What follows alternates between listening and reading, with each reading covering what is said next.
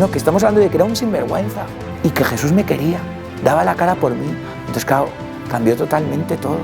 Y en la esperanza y en la súplica, Él actúa, se tira del cielo, baja por cada uno de nosotros.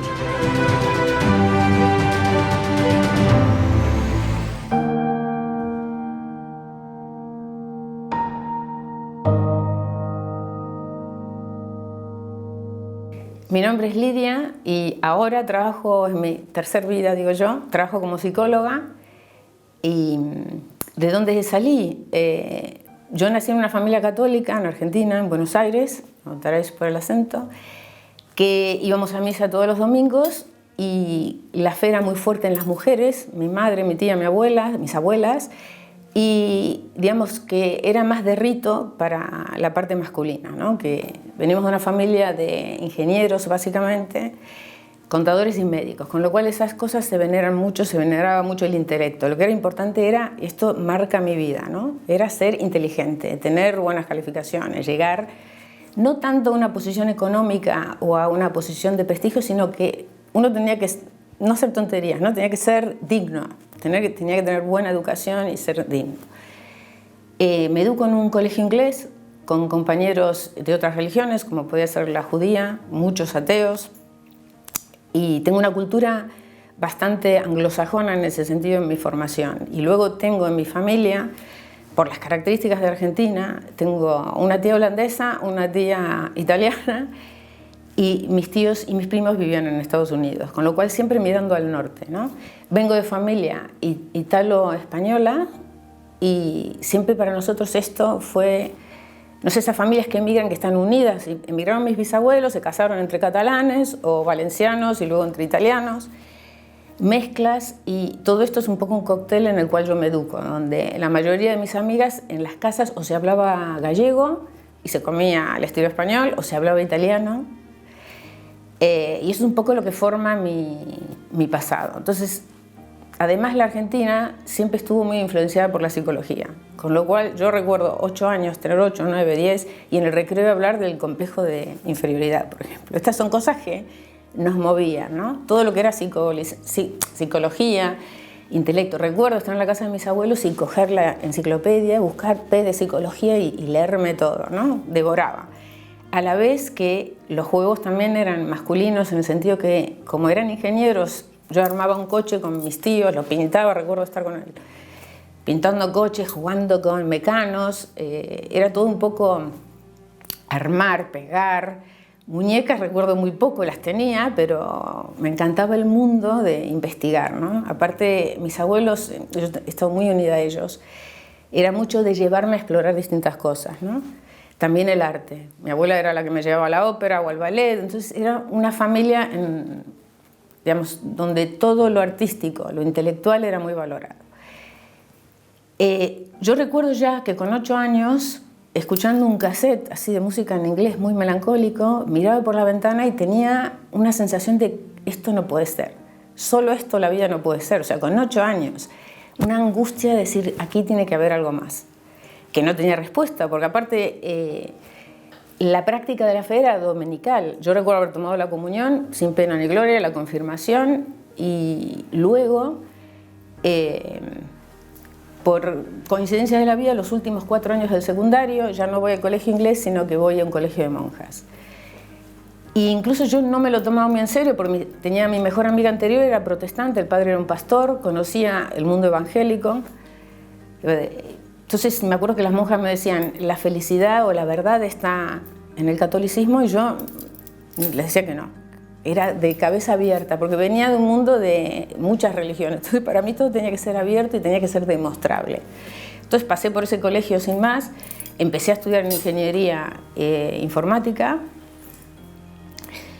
y empecé a fortalecer lo que era el intelecto, hasta el punto que me acuerdo que si yo ya con 25, 26 años decía que mis 2 días de felicidad más grandes, uno había sido, para que veáis de dónde vengo, cuando el profesor de matemática que había estudiado en la Sorbona nos hacía pasar al frente a hacer los ejercicios, él ponía la hipótesis y teníamos que desarrollar todo el ejercicio, y bueno, me tocó a mí, pasé al frente, hice un paso y el profesor dijo, no, no puede ser.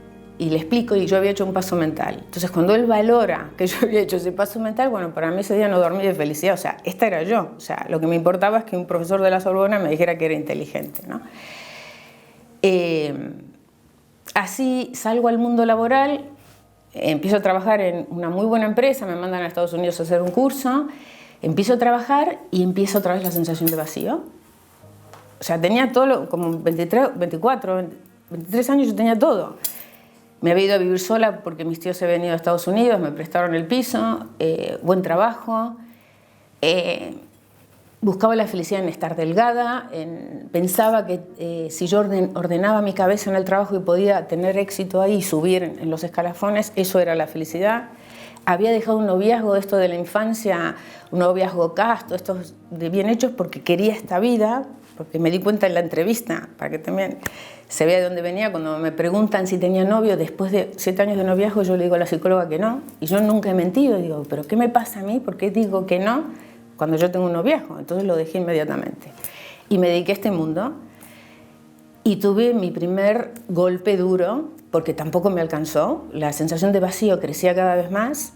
Empecé terapia con un excelente terapeuta que me ayudó, fue como un padre, ¿no? Así como mis padres me dieron el afecto, la inteligencia, la educación, el cuidado, la formación e incluso los valores que son los que me han sostenido a lo largo de todas estas crisis, este terapeuta logra a mí darme un sentido de vida, porque mi pregunta cuando voy a terapia es decir, ¿qué sentido tiene la vida? Tiene que haber algo más, porque tengo todo y no me alcanza.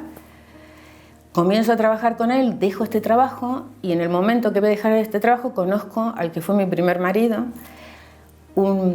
de origen mezcla católico-judío, pero con prevalencia de la cultura judaica, y era una persona muy libre en todos los aspectos, ¿no? Muy progresista. Hay que tener en cuenta que Argentina venía de un proceso de dictadura, con lo cual yo, digamos, soy educada en una familia de una cultura bastante de centro-derecha, ¿no? Con valores importantes, y entonces esto era el polo contrario. Y me enamoro locamente de él y pienso que el vacío lo va a llenar él.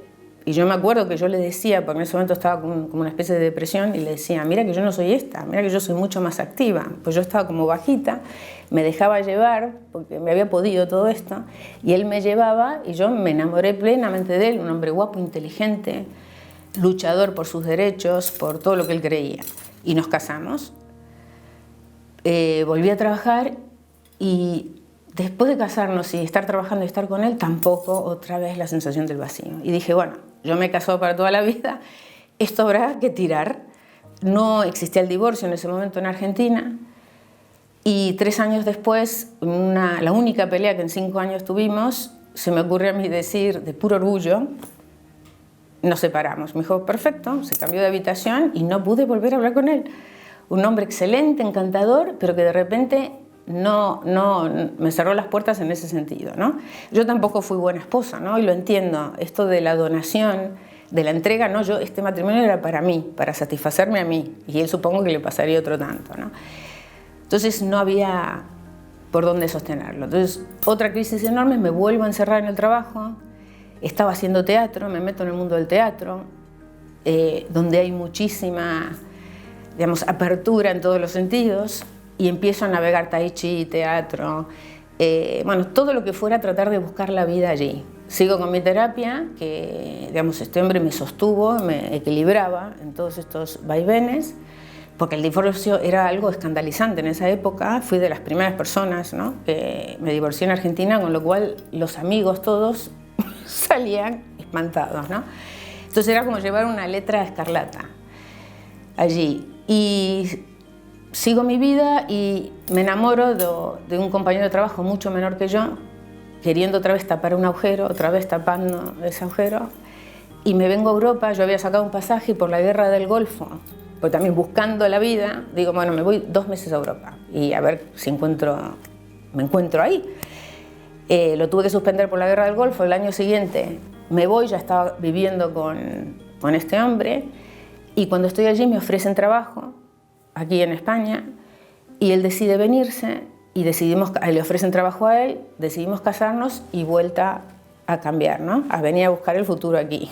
Al mes me doy cuenta que tampoco era. O sea, la sensación de vacío era impresionante, era peor. Vale aclarar que mi segundo momento más feliz de la vida fue cuando hice una interpretación en teatro, una especie de improvisación, y el profesor de teatro nos felicita, ¿no? Otra de las noches que me acuerdo que lo festejé, o sea, y yo lo pienso ahora, ¿no? Yo estaba casada, ¿qué habrá pensado mi marido, ¿no? Cuando yo digo, mis dos momentos de felicidad son estos, ¿no? O sea, para que veáis que yo era todo, que me den, que me hagan feliz, buscando esto. Entonces, vuelvo al tema de cómo llevo el tema de esta separación y esta nueva relación. Ya al año, él se fue con otra mujer, así que me dejó aquí, vino mi padre, con lo cual fue, la verdad que estos son los pequeños dones que yo empecé a ver o miro en retrospectiva y veo cómo Dios me fue ayudando, ¿no? Con mi papá hablamos y me dice, bueno, tal vez no te he dado una imagen de hombre protector, ¿no? Porque sí en lo intelectual, pero por ahí no tanto en lo afectivo, ¿no? Y es como que empiezo a sanar esa herida que yo tenía con los hombres, porque el divorcio primero, como me dejó tan... Yo había decidido que esto iba a seguir así toda la vida y de repente, por una cosa que ni sé por qué la dije, toda la vida me cambia. Entonces esto quedó una herida muy gorda en mí. Empiezo un poco a sanar esta herida desde el punto de vista de lo que es la relación con lo masculino. Pero sigo enfocada completamente en el trabajo. Además, en estos pocos años que estoy en España, sin ni siquiera tener la ciudadanía, represento a España en la Comunidad Europea, con lo cual mi ego se incrementaba cada vez más. Entonces me estaba apoyando allí. Y ya sigo un momento donde logro ser directora, que era lo que yo quería, en una empresa internacional. Tengo mi piso, tengo mi descapotable, que yo quería, viajaba por todos lados, viajaba por toda Europa. O sea, lo que yo siempre había soñado, que era viajar, ser independiente, lo tenía. Y realmente mi vida iba bien. De hecho, para este terapeuta, que siempre seguimos en contacto, yo era como un modelo. Pero la pregunta seguía en pie. La vida no puede ser esto. Cuando logré todo esto, digo yo, la vida no puede ser esto. Si es esto, vaya chiste. Es que no tiene sentido, porque lo tenía todo y no lo tenía nada. Y me acuerdo de hablarlo con él, ¿no? Y de no encontrar respuesta, de que me llevaran a lo material, ¿no? Como la vida era aceptar lo que tenía y no era suficiente. Entonces ahí van apareciendo, en realidad sigo mi camino, y van apareciendo figuras que después son muy importantes. Por ejemplo, en un curso para futuras ejecutivas conozco a Pilar O'Doherty, una amiga mía que me lleva a una exposición en San Lorenzo del Escorial donde aparece la frase de Santa Teresa: nada te turbe, nada te alcance, nada te turbe, nada te espante, solo Dios basta. Y esto me impacta, porque hasta ahí mi idea de Dios era un Dios tipo nueva era. Yo era nueva era en todos los términos. Vivía como nueva era, buscaba las cosas de nueva era, leía los libros de nueva era, tenía de todo. Y con Pilar decidimos hacer el Camino de Santiago. Entonces, durante el Camino de Santiago, que me acuerdo siempre, me lo dice, ella hacía los laudes a la mañana y yo decía, bueno, ahora lo mío. Y sacaba las tarjetas de Los Ángeles y tiraba las tarjetas de Los Ángeles para ver cómo iba a ir el día, ¿no? Llego a Santiago con una confesión después de 10 años de ni haber pisado la iglesia, 2 divorcios y no entendiendo tampoco mucho nada, pero Dios me iba tocando. Y ahí yo seguía igual buscando la vida en lo laboral y teniendo relaciones, digamos, amorosas así, eventual, buscando siempre la pareja de mi vida que me hiciera feliz. Y siempre eran continuos chascos, ¿no? En esto aparece Carlota Ruiz de Dulanto y empieza a invitarme a hacer unas catequesis. Que siempre digo que no, porque yo ya estaba estudiando un máster en Gestalt, en psicología Gestalt, porque estaba ya barruntando la idea de hacer psicología. Pero como estaba trabajando casi 10 horas al día, fines de semana, viajando, entonces empecé por esto. Y recuerdo que 2 o 3 años les dije que no podía. Entre medias de todo esto surge un evento, me acuerdo que en marzo, no sé qué año, estaba muy estresada y decido irme a un balneario a descansar. Y cuando estoy haciendo un tratamiento de estos que te ofrecen, me siento mal, siento que me voy a desmayar, entonces me incorporo como para irme a la habitación y no llego, me desmayo en una camilla. Y yo iba a ese viaje, lo que yo quería era paz, eso es lo que quería. Entonces, cuando me desmayo empiezo a sentir una paz que no es de este mundo. Dije, ¿esto qué es, no? Un equilibrio, yo lo llamo como estar en estado cero, ¿no? Todo estaba bien, no había mal, era una sensación de inmensidad enorme. Y al rato empiezo a ver todas mis escenas, lo que yo diría pecados, ¿no? Pero todas las escenas donde yo no había sido generosa, todas estas cosas que yo me había buscado a mí misma, ¿no?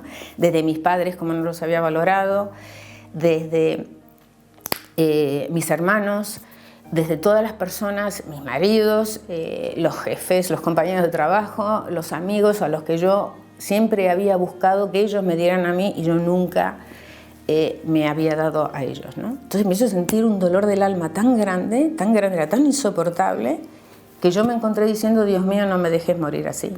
Yo que no creía en el Dios, digamos, real, ¿no? El que hoy conozco, en ese momento digo, dame una chance más. A partir de ahí, siento como un golpe en la cabeza y empiezo a ver como dos luces a lo lejos y oigo, vuelve a respirar, vuelve a respirar, vuelve a respirar. Entonces, muy conmovida, me incorporo, eran 2 esteticianos, no había médico, con lo cual no me dejaron hacer ningún tratamiento, no pude saber nada, me dijeron que había estado sin respirar varios minutos, pero no técnicamente como para saber si esto había sido algún evento, ¿no? En especial, no lo he podido saber. Lo que sé es que me voy a mi habitación y empiezo a hacer una lista de toda la gente a la que le tengo que pedir perdón. Y empiezo a escribir cartas, a conectar con gente que hacía por ahí 15 años que no veía, a buscar mails, correos electrónicos, lo que fuera para pedir perdón, por supuesto, a mis padres, a mis exmaridos, a mis hermanos, bueno, todos los amigos. Un año de estos decido, después me olvido, vuelvo a seguir buscando mi vida en la profesión y cuando estaba acabando la Gestalt decido aceptar la propuesta de Carlota y hacer las catequesis con ella, ¿no? Y ingresé entonces en una comunidad del camino catecumenal y a los meses salí espantada pensando esto es una secta. Un poco porque escuchaba voces en el trabajo que me decían, no, esto no es, ¿no? Un poco me dejé llevar por eso y me fui espantada. Y no sé cómo, yo empiezo a sentir que soy como Pedro, que traicionó a Jesús. Empiezo a sentir ese dolor, ¿no? Digo, yo he traicionado, pero esto, a ver, yo no lo podía entender. Estas cosas a mí me pasan y yo no las entiendo, porque no tenía los conceptos ni la formación. Y vuelvo y empiezo ahí un camino con 2 curas que para mí fueron muy importantes. El padre Daniel, que me fue llamando todo ese periodo donde yo me fui y me fue acompañando, y luego el padre Oscar Mario, que fue mi director espiritual muchos años, donde empiezo a recibir formación sobre lo que realmente significa ser cristiano, ser católico, curar las heridas. En esto él coincide, yo siempre digo que mi terapeuta es de origen judío, ¿no? El que habló. Y lo que él me decía dentro de lo que era la psicología, mi director espiritual me lo decía en la fe, y se encontraban en muchos puntos. Por ejemplo, en que tenía que hacer la nulidad del primer matrimonio, que yo tenía una herida ahí muy gorda, que seguía siendo fiel a ese compromiso esto para mí era novedoso, pero los dos coincidían, uno siendo de origen judío y otro católico, y me decían, yo creo que tienes que hacer esto. En todo este proceso hago el proceso de nulidad y empiezo a sanar. Empiezo a entender, ¿no? que era mi egoísmo, que yo no conocía, que no. Aparte, él estuvo muy generoso porque declaró que realmente no había, digamos, él era ateo, entonces las cláusulas que hay que firmar, y que puesto fue un matrimonio mixto, él declara realmente, eso fue también otro milagro, porque en este tipo de nulidades hace falta la parte no creyente que diga que no se ha comprometido, que no ha consentido, o sea, que hubo un vicio de consentimiento en el compromiso. Y él fue generoso y declaró lo que realmente pasó, que él lo hizo por mí, pero que él no tenía ninguna intención de comprometerse para toda la vida, ni de educar a los hijos en forma católica, ni nada. Con lo cual, el matrimonio era completamente nulo desde entrada, ¿no? Y eso fue una gran sanación, que me costó mucho, porque yo quise ceñirme a la verdad, no quise realmente ir por los artículos y capítulos que realmente reflejaban lo que había sucedido, ¿no? en la época que dejo el camino espantada, sucede un evento que mi hermana, que vive en Inglaterra, se va a casar, me presenta a su novio y a su madre, y por esas cosas de la vida confrontamos. Como yo no entendía bien, yo manejo bien inglés, pero no quería meterme en más problemas, decido, le digo a mi hermana en español, me voy a ir porque me conozco, yo soy muy soberbia y voy a arruinarte el tema. Entonces me voy.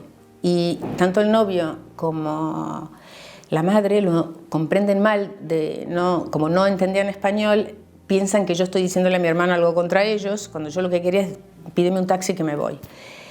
Mi hermana, que había estado en el embate y no entendía nada, entra como en un estado de shock, se levanta y viene conmigo.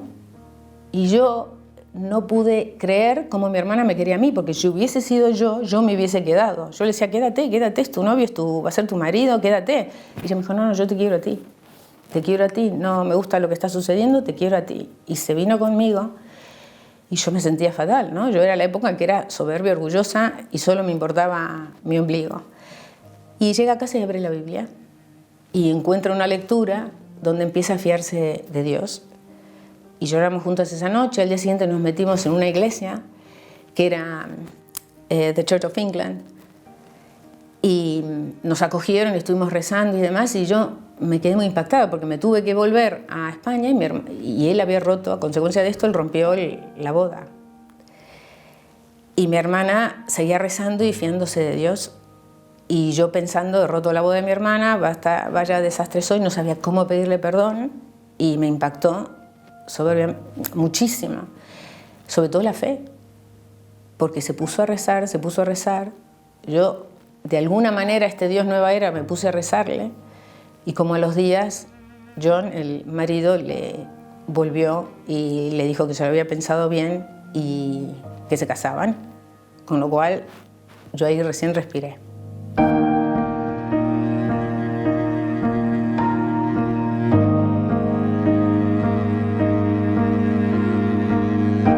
Y sigo mi proceso de discernimiento, pero siempre buscándome como en dos patas, ¿no? Apoyándome en la comunidad, apoyándome en la iglesia, este mundo nuevo que parecía traerme una respuesta, pero yo quería mi éxito laboral también, ¿no? El vacío estaba empezando a llenarse, pero yo quería mi otra parte mundana. Sigo y comienzo a tener muchos problemas en el trabajo. Y no lo podía creer, porque yo soy la misma, ¿qué ha pasado aquí? ¿Por qué todo esto sale tan mal? Es que aparte eran cosas que salían mal y que digo, ¿cómo puedo meter la pata de esta manera? O sea, que me fue llevando y yo seguía insistiendo y las cosas seguían saliendo peor y seguía insistiendo y salía peor al punto que ya estaba somatizando y me enfermaba muchísimo. Yo no lo soportaba porque yo antes era muy orgullosa en el sentido que decía, he aguantado 2 divorcios, he aguantado cambiar de país, he aguantado estar sola, pero en el trabajo siempre he salido adelante. Y esto era para mí mi línea de dirección. Y ahora está fracasando el trabajo. Está bien, tenía la fe, tenía una comunidad, tenía amigos, pues siempre he tenido la suerte de ser bendecida por la cantidad de amigos, pero el trabajo estaba fallando, yo no lo podía entender. Y llegó un punto donde, por estas cosas también milagrosas, se gana un juicio con los sindicatos y podría acceder a una prejubilación, ¿no? Ya con 55 años, que no la tenía antes, pues yo estaba aguantando y decía, bueno, esto hasta que me jubile, ¿no? Y yo no quería, porque mi orgullo era tan grande que no quería, y tenía 10 días para elegir o optar, 10 o 20 días, perdón, para optar a la prejubilación. Y en esto yo tenía muchos dolores de cabeza y voy a la neuróloga y me hacen scans y encontraron unos microinfartos en el cerebro. Entonces recuerdo yo la sesión porque yo tenía que decidir ese mismo día si sí o si no me prejubilaba. Y la neuróloga diciéndome, no te lo estás tomando en serio, no puedes tener estrés, no puedes seguir este ritmo, porque yo estaba pensando, estaba terminando el grado de psicología, pues tardé 15 años.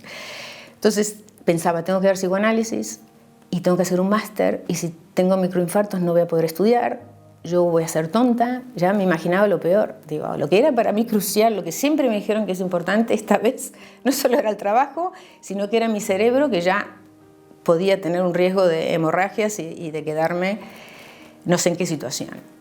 Entonces, al punto que la neuróloga no paraba de decirme que volviera aquí, yo planificando mi futuro en la misma sesión. Salgo de ahí un viernes a las 9 de la noche y le digo a la directora de Recursos Humanos esto, y bueno, finalmente acuerdo la prejubilación. Mis padres vienen de Argentina a ver qué le pasa a su hija, si se volvió, no sé, demente o qué le pasa, porque yo renuncio al trabajo, tengo los microinfartos. Cuando yo hago los números y decido renunciar, tenía el dinero como para vivir hasta el 2019 y después no tenía más dinero. Que me acuerdo que mi director espiritual, el padre Oscar Mario, me decía, tú fíjate de Dios. Yo decía, qué pobre Dios que voy a Dios con esto, ¿no? Fíjate de Dios, que Dios no te va a dejar. Y dije, bueno, yo me voy a fiar, voy a pensar en esto del 100 por 1. Y tomo la decisión, vienen mis padres y yo había hecho tal disminución en los gastos que mi mamá me dice, no puede ser, porque yo lo había tomado por mi cuenta, ¿no? O sea, me fiaba de Dios, pero lo que había hecho es bajar al tercio los gastos. Y viene mi mamá y dice, no puedes vivir así, ¿cómo vas a vivir así? Bueno, a retomar otra vez la vida. Y así es como termino, saqué sobre, ¿cómo es? 10, ¿no? La matrícula de honor en psicoanálisis, me quedé más tranquila. Luego empecé a hacer el máster, saqué 9 de promedio, 9 y pico. Además hago un seguimiento de los microinfartos y se descubre que esto es algo de hace bastante tiempo, con lo cual yo creo, mirándolo desde atrás, algo que Dios usó para asustarme y que yo realmente dejara de estar buscando la felicidad en la rama del laboral. Entonces poco a poco empiezo a querer trabajar y conozco a Olga, la directora del COF de Las Rosas, y le pido que quiero empezar a trabajar. Entonces voy a un COF, el COF Betania en Carabanchel, a trabajar, ad honorem, ¿no? sin cobrar ni nada, porque aparte en ese momento estaba haciendo el máster y empiezo a ayudar gente. Y me doy cuenta cómo en el ayudar me ayudaban ellos a mí. Además, yo que nunca había entendido por qué había hecho tantas cosas tan diferentes, desde ingeniería, ¿no? a psicología, a teatro, a digamos, música, los deportes, me doy cuenta que yo concentro ahí, que mi experiencia, porque yo tenía casi 56, 57 años, digamos, si me presentaba como una psicóloga, ellos esperarían a alguien de experiencia, pero yo lo único que tenía era la experiencia de vida, de haber dirigido equipos, de haber sufrido, y me doy cuenta que esa experiencia, la del sufrimiento, es la que me ayuda a contactar con los perdidos, ¿no? Porque había gente de muchísimo sufrimiento, de muchísimo dolor que a mí me espantaba, ¿no? Y empiezo a ayudarles y luego ya voy también al COF de Las Rosas y luego decido trabajar también en mi propia consulta, ¿no? Y empiezo cada vez a incorporar la idea de Dios. Yo que venía de una idea de terapia montada en la nueva era, empiezo a darme cuenta por propia experiencia que lo que sana es Dios, que no soy yo. De hecho, mi terapeuta siempre decía, ¿no? Lo que cura es el amor. Siempre lo decía, no es la técnica, sino la capacidad de amar que el terapeuta tenga con el paciente y que se sienta amado, que se sienta aceptado. Eso me lo decía desde su mundo judaico, ¿no? Entonces yo tomo ese concepto de él, lo que voy aprendiendo en las distintas formaciones en el camino y la dirección espiritual, y lo empiezo a aplicar en los pacientes. Y realmente yo, por ejemplo, con la época del COVID, que tenía que hacer sesiones online, yo siempre tengo el Santísimo expuesto y la imagen de la persona y el fichero donde voy escribiendo, ¿no? Y rezo por ellos y me paso horas en el Santísimo contándole los casos y me da ideas. Las grandes ideas yo las tengo rezando, no las tengo en mi casa sentada o leyendo libros de técnica, ¿no? Esto puede espantar a algún psicólogo, pero la técnica me ayuda, por supuesto, pero la técnica apoyada en la fe, ¿no? Es distinto trabajar la autoestima pensando que Dios te ama, que te ha creado único, que te ha hecho especial, que todo este sufrimiento va a tener un sentido, porque explico mi sufrimiento también. O sea, esto no hay que dudarlo. Dios va a hacer algo bueno. Dios escribe derecho con líneas torcidas. No hay nada malo que no te pase, que no esté bajo el control de Dios y que no pueda eso revertir en un bien. Entonces yo muchas veces digo que yo hago casi dirección espiritual, o sea, no me lo tomo en serio porque no tengo la cualificación, pero sí que mi terapia muchas veces pasa por estar ayudando a la persona a encontrarse con Dios, a encontrarse consigo misma, a encontrar los valores, a aceptar el sufrimiento, que es lo mismo que se hace desde la nueva era, pero no centrada en el yo, que era lo que a mí me había pasado. Yo me había centrado en el yo y en la búsqueda en el yo, que es insaciable. Nunca hay suficiente cuando uno busca saciarse pidiendo desde afuera. Y siempre sobra cuando uno se dona, siempre sobra. Cada paciente para mí ha sido además de un proceso para él, un proceso para mí. Y además he podido desmistificar un montón de... También siguiendo ideas de este terapeuta que os digo, ¿no? Que me ayudó mucho, pero yo me acuerdo por la primera vez que me tocó tocar un paciente con una situación difícil, que yo tenía mucho miedo. Cuando me cuenta su historia era tan dramática que se me cae una lágrima. Y en la facultad y en todos los sitios nos dicen que hay que tener una distancia terapéutica, que uno tiene que ser, no sé, casi impoluto, ¿no? Que no se tiene que notar nada. Entonces me acuerdo de haber ido a Olga y decirle, Olga, yo no puedo ser terapeuta, yo funciono mal, pero a mí se me cayó una lágrima cuando me contaron esto. No. Y Olga me dijo, calma, tranquila, espera la próxima sesión. Y cuando vuelve el paciente a la próxima sesión, yo, ¿qué tal? ¿Cómo estás? Y me dice, mira, he visto a mi hermana, y este paciente se llama Ramón, y he visto a mi hermana y me ha dicho que, le he dicho que fíjate qué dura es nuestra historia, que se le ha caído una lágrima a la terapeuta. Y me he dado cuenta que eso es lo que cura, que yo sentí el dolor que él sentía. Y esto yo solo lo puedo hacer sabiendo que está Dios detrás. Porque cada vez que me emperro o me pongo técnica y digo, esto lo tengo que abordar de esta manera, siempre hay un punto que yo no sé qué hacer. Con lo cual en sesión yo me pongo a rezar. Y hasta he rezado con pacientes para que se desbloqueara. Y siempre Dios me da la salida. Siempre. Nunca me he dejado colgar. Entonces, esto ha sido como Dios me ha ido conquistando a mí. A base de ponerme personas, a base de ponerme salidas, a base de verlo, cómo funciona en la práctica, ¿no? Entonces, hay muchas historias. Desde ver a Carlota cómo la fue Dios sosteniendo en los distintos momentos, esto a mí me conquistó. Entonces yo soy una persona que me han conquistado un poco científicamente por los hechos concretos que Dios ha hecho en las otras vidas y que ha hecho en mi vida.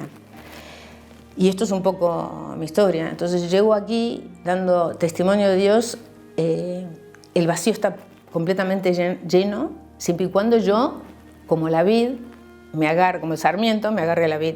Porque en cuanto me suelto, porque me pasa que me suelto, porque el hombre viejo tira mucho, cuando me suelto vuelve a venir ese otro fantasma del pasado y no lo quiero. Yo siempre he dicho en mi proceso de conversión, me dice, yo no sé lo que es la santidad, pero sé el infierno, conozco el infierno y yo no quiero más esto. Y antes me daba terror lo de la santidad, ¿no? Porque parecía con grima, pero ahora la adoro y pienso que realmente lo que quiero es ser santa. Pero lo digo y no me conozco. ¿Cómo puedo decir esto? O sea, es muy fuerte. Pero es un poco lo que maneja mi vida hoy. El Señor es mi pastor, nada me falta. En verdes praderas me hace recostar, hacia fuentes tranquilas me conduce y repara mis fuerzas.